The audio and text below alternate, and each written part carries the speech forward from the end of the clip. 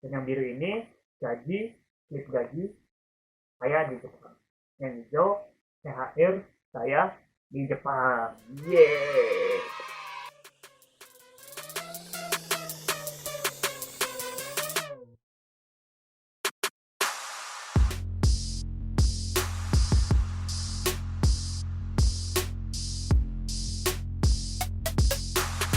Halo sobatku dimanapun kalian berada, kembali lagi bersama saya Fadli.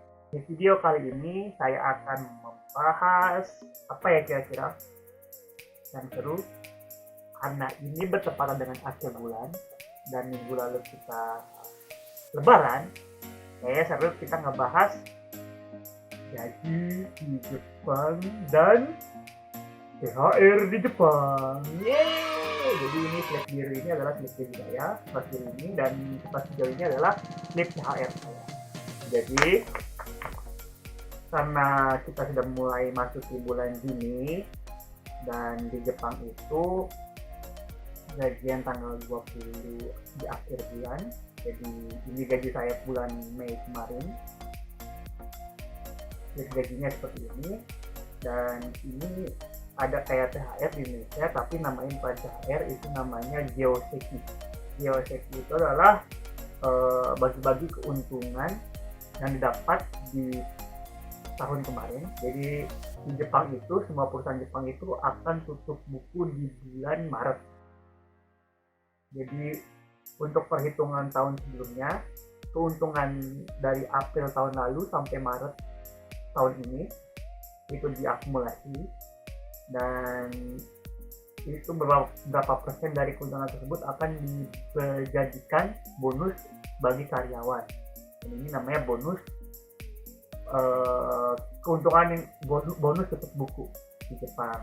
Biasanya itu tutup bukunya itu bulan Maret dan perhitungannya itu bulan April, dan bonusnya akan dibagikan atau akan cair di akhir bulan Mei. Jadi ini baru saya dapat juga minggu lalu, dan karena pas di masa lebaran, jadi makanya saya sebut ini namanya THR.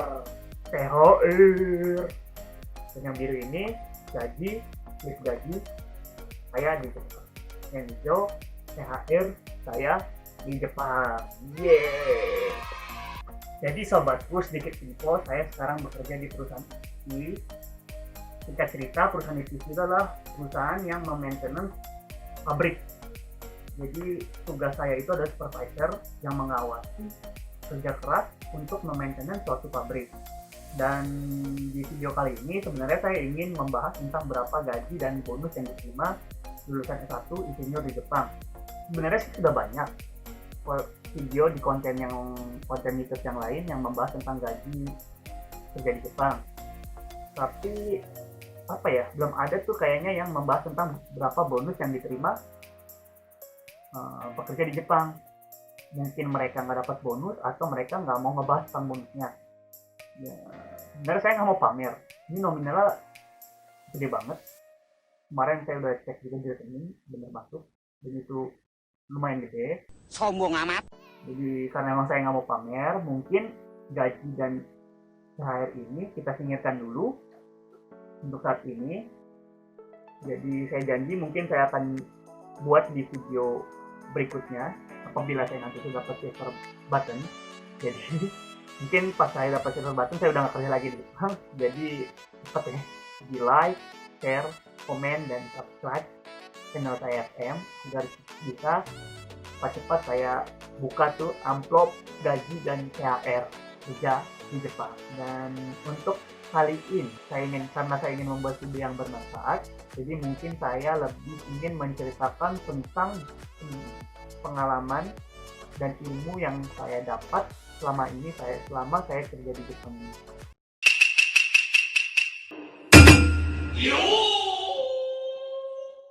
Jadi untuk teman-teman semua, saya ingin membagikan, share sedikit cerita apa yang saya dapat selama saya bekerja di Jepang. Jadi untuk pertama-tama, hal yang paling saya ambil ilmunya dari Jepang ini adalah dari apa yang saya lihat dari pengalaman saya selama bekerja.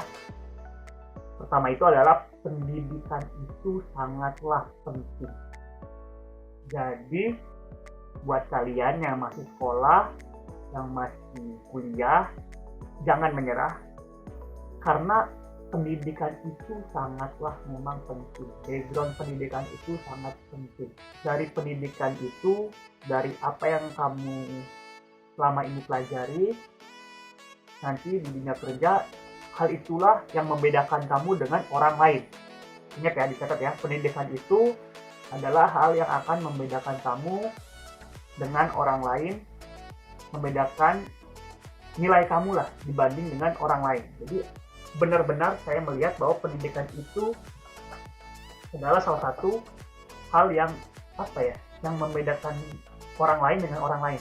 Ini misalnya saya lulusan S1 ya, ketika saya dikerja di lapangan, saya itu lebih dipandang daripada yang hanya lulusan SMA. Ternyata di Jepang juga banyak sekali masih pekerja-pekerja yang hanya lulusan SMA. Jadi buat kalian yang mengira bahwa di Jepang itu ya nggak ada lah lulusan SMA, atau misalnya nggak sekolah, nggak kuliah, pasti orangnya pada pinter-pinter, nggak juga ternyata guys. Jadi di Jepang juga masih banyak sekali tenaga kerja yang hanya lulusan SMA.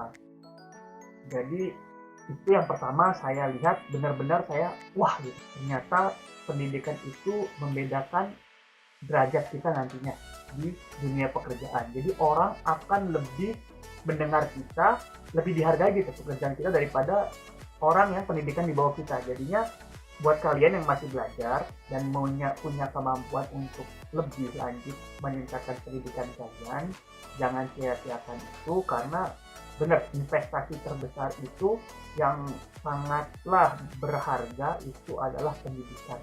Jadi selama kalian masih punya kekuatan bisnis, kekuatan keuangan atau segalanya, teruslah belajar. Pasti kalian tidak akan menyesal dengan pendidikan yang kalian dapatkan dan kalian usahakan tersebut. Karena kalian akan lebih dihargai pada saat jika nanti kalian terjun ke dunia kerja. Dan yang kedua yang saya pelajari, Jepang ini benar-benar negara yang hebat. Saya akui Jepang ini negara yang hebat. Mereka tidak memiliki sumber daya alam apapun, tidak ada minyak, tidak ada batu bara, ada minyak tapi sangat sedikit, tidak ada gas alam, ya ada lagi diteliti tapi dia tidak menggunakannya, tidak ada besi, tidak ada aluminium, tidak ada apapun, tidak ada, sangat sedikit, kalaupun ada sangat sedikit. Tapi mereka pintar dan mereka jago dalam mengolah barang-barang yang mereka tidak punya. Itu salah satu yang saya lihat yang tidak ada di Indonesia. Jadi kalau mengambil contoh, perusahaan saya itu perusahaan pembuat rubber atau karet. Jadi dia membuat karet dari minyak, turunan minyak menjadi karet, dan itu dijual sebagai bahan untuk membuat seperti bumper mobil atau interior mobil atau ban mobil, karena karet sangat kuat dan memiliki ketahanan. Jadinya saya bekerja di perusahaan itu dan saya melihat di daerah industri di Jepang, sepanjang menanjung di laut waktu itu panjang, itu isinya semuanya pabrik. Semuanya isinya pabrik. Jadi mereka sudah mendesain mungkinnya dari lama, dari mulai port atau pelabuhan, bahan mentah masuk pasti dari luar. Jadi mereka merencanakan semua pabrik itu ada di pinggir laut. Pabrik pertama, pabrik penerima bahan mentah, jadi dia tugasnya menerima. Salah, yang baru saya lihat saat ini adalah pabrik, kebanyakan itu bahan mentah yang diterima adalah biji besi, batu bara, dan minyak mentah. Jadi ketika barang itu sampai, biji besi, minyak mentah sampai, mereka akan sampai di sebuah pabrik yang akan mengolahnya. Pertama, dari inti, misalnya minyak itu akan disuling, akan dipisah-pisah. Minyak dari mulai yang paling berat, aspal, dan minyak solar, etilen, terus propilen, segala macam, sampai gas, itu akan pabrik yang fungsinya memisahkan dari minyak mentah itu dipisahkan ke bahan dasar. Jadi kalau misalnya kita ambil contoh, misalnya pemulung ya. Pemulung itu akan mengambil sampah, dia bawa ke rumahnya, dan dia bekerja memisahkannya. Botol plastik, kardus, koran, jadi dia pisahin tuh. Kardus di sini, botol plastik di sini, koran di sini. Setelah itu dia akan jual kan ke tokonya. Misalnya yang butuh botol plastik siapa dijual, butuh kardus misalnya diambil dari perusahaan ini ya, kardus besi. Jadi perusahaan pertama itu adalah perusahaan yang mengambil bahan mentah dari luar dan memisahkannya. Jadi dari mulai aspal, etilen, propilen, butil, gas, etana, metana, segala macam. Terus perusahaan saya yang salah satunya mengambil salah satu dari situ. Jadi dia ngambil bahannya itu butil kalau nggak salah ya, apa segala macam itu mereka ambil, dan itu disebarkan langsung didistribusikan ke pabrik yang ada di sebelahnya. Jadi ini misalnya pabrik aspal, pabrik pembuatan minyak buat kendaraan, langsung dibuat pipanya ke perusahaan itu, dan perusahaan itu yang nantinya turun membuat produknya. Salah satunya pabrik saya mendapat bahan juga dari situ, dan dia langsung membuat polimernya. Jadi dia dari bahan satu direaksikan untuk menjadi tadi rubber atau karet. Jadinya itu aja udah jadi perusahaan yang banyak banget. Baru minyak, belum besi. Besi juga seperti itu, dari biji besi mereka satu perusahaan mengolah biji besi itu jadi besi, dan besi itu langsung besinya juga bermacam-macam kan, ada yang besi tebel 5 mili, 10 mili, foil, lingkaran, atau besi pipa-pipa segala macam. Mereka mendistribusikan langsung ke pabrik otomotif. Besi ini buat mesin, besi ini buat pabrik pipa, besi ini buat pabrik rumah, construction. Jadi langsung didistribusikan. Sebelahnya itu juga pabrik yang mengolah. Jadi mereka tidak punya barang mentah, tapi mereka mengolah dari mulai pengolahan pertama bahan dasar, dan juga ada pengolahan kedua dari bahan dasar menjadi produk. Itu yang saya akui betapa hebatnya Jepang. Jadi planningnya itu jelas, tidak seperti mungkin kayak di Indonesia yang punya bahan dasar tapi sangat sedikit pabrik yang mengolahnya. Dan saya berharap kedepannya Indonesia itu bisa mengolah bahan mentah sendiri, jadi ada value yang meningkat dari bahan tersebut.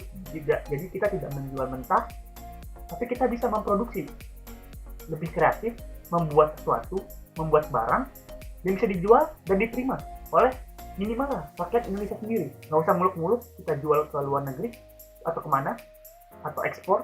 Step pertamanya kita buat satu barang, dan barang itu bagus dan diterima oleh pasar domestik di dalam negeri. Kita bisa menjadi raja di negara sendiri. Itu mungkin hal kedua yang saya dapat sama saya bekerja dan melihat kondisi lapangan di Jepang dengan mata kepala saya sendiri. Jadi yang pertama tadi, pendidikan itu penting, dan yang kedua itu Jepang itu negara yang hebat dan memiliki planning panjang yang jelas. Lalu yang ketiga adalah ilmu yang saya dapat ketika kalian ingin berbisnis atau mencoba membuat perusahaan atau segala macam. Saya yakin banyak teman-teman saya yang muda-muda ini tidak ingin menjadi karyawan atau ingin lebih mencari tantangan dengan membuat bisnisnya sendiri. Tapi apa yang saya dapat selama saya bekerja ini, saya juga salah satu orang yang ingin memiliki bisnis sendiri nantinya ke depannya, mempunyai perusahaan sendiri atau segala macam. Dan apa yang saya dapat ketika saya bekerja selama di Jepang ini, ya baru setahun, tapi saya menyadari bahwa kalian tidak akan menjadi bos atau atasan yang baik jika kalian tidak menjadi pegawai yang baik. Kalian tidak akan bisa menyuruh, memerintah secara baik kalau kalian tidak pernah menjadi pendengar yang baik. Jadi yang saya rasakan selama ini adalah bagaimana ketika saya menjadi bawahan, menjadi pegawai, saya harus mendengar semua perintah atasan saya, semua hal yang diucapkan atasan saya, Dan saya melihat bahwa ketika saya merasa tidak suka dengan apa perintahnya, berarti itu akan menjadi contoh saya di kedepannya untuk tidak melakukan hal yang sama. Karena saya merasakan ketika saya jadi bawahan, saya tidak suka. Atau saya suka diperintahkan seperti ini. Atau, oh hal ini baik. Misalnya, oh marahan ini baik. Karena dengan marahan ini, saya akan menjadi lebih termotivasi. Oh, saya dipuji. Mungkin nggak pernah dipuji, tapi ketika saya dipuji, oh pujian itu baik. Tidak selamanya pujian itu buruk. Jadi, dengan merasakan hal tersebut, saya juga berpikir bahwa nantinya ke depannya hal ini baik, hal ini buruk, dan ketika nanti jadi atasan, kalian bisa lebih memanage bawahan seperti apa yang kalian rasakan dulu ketika menjadi bawahan, seperti itu. Jadinya pelajaran bahagia yang ketiga adalah saya melihat bahwa atasan yang baik itu pernah menjadi pegawai yang baik pastinya. Jadi yang ketiga, jika kalian ingin menjadi atasan yang baik atau bos yang baik, kalian harus pernah menjadi pegawai yang baik. Itu pelajaran ketiga yang saya ambil. Halo sobatku, terima kasih buat kalian yang telah menonton video saya kali ini. Dan buat kalian yang masih penasaran berapa sih gaji dan THR karyawan S1 teknik di Jepang, kalian bisa melihat konten di video lain. Dan gaji saya itu sekitar 1,2 kali dari gaji mereka, dan tentunya THR lebih besar dari gaji tersebut. Dan kalau kalian masih penasaran dan pengen tahu berapa nominalnya, yuk segera like, comment, share, dan subscribe channel saya SM. Dan nanti kalau sudah dapat silver button, saya akan buka ke kalian berapa sih nominal yang sebenarnya. Oke, ditunggu ya. Dadah!